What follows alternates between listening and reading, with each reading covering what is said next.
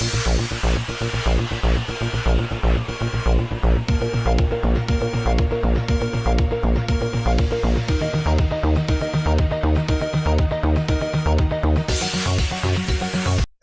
तेलंगाना के जहीराबाद डिवीजन में नियालकल मंडल के मामिड़गी गांव में मुनक़िदा एक एहतजाजी जलसे में आज तेलंगाना जॉइंट एक्शन कमेटी के चेयरमैन प्रोफेसर कोदंडाराम ने शिरकत की और निजाम डेवलपमेंट की अराजियात खो देने वाले जमींदारों की पैरवी करते हुए हुकूमत से मुतालबा किया कि वो जमींदारों से इंसाफ करे और हर जमींदार के घराने को एक नौकरी मुहैया कराए।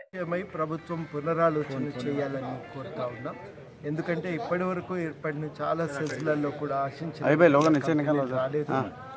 కంపెనీల కోసం సేకరించిన చాలా భూమి కూడా పడావు ఉన్నది. ఆ భూములను సక్రమంగా ఉపయోగించుకోగలిగితే చాలా కావాల్సినన్ని కంపెనీలను మనం తీసుకురావచ్చు.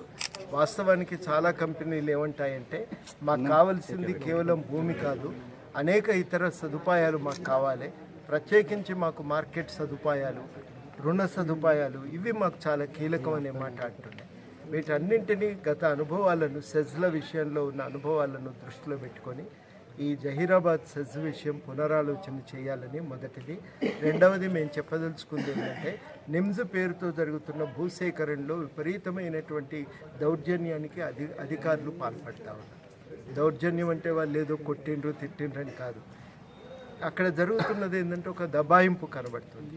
మీరు ఇవ్వకపోతే మేము బలవంతంగా గుంజుకుంటాం, బలవంతంగా భూమి తీసుకుంటే అధికారం మాకుంది, భూమి తీసుకొని కోర్టులో పైసలు ఇస్తాం, మీరు ఎప్పుడు తెచ్చుకుంటారో తెచ్చుకోండి, మీ రికార్డులు, మీ భూమి తీసుకునే అధికారం మాకుంది, మీరు ఇవ్వకపోతే ఎట్లు ఇవ్వరో మేము చూస్తాం. ఇవి ఇక్కడ అధికారులు వాడుతున్నటువంటి భాష.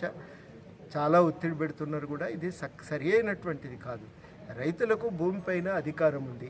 2013 చట్టం వచ్చిన తర్వాత బలవంత భూసేకరణకు అవకాశం లేనే లేదు.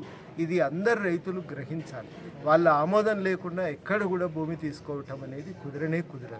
ఖచ్చితంగా రైతులు తమ హక్కులను గుర్తెరిగి తమ భూమి విషయంలో తామే ఒక నిర్ణయం తీసుకోవాలి, కానీ ఒత్తిడికి గురి కావాల్సిన అవసరం లేదని, తప్పనిసరిగా రైతుల హక్కుల పరిరక్షణ కోసం జేఏసీ వారి వెంట ఉంటుందని కూడా ఈ సందర్భంగా మేము రైతు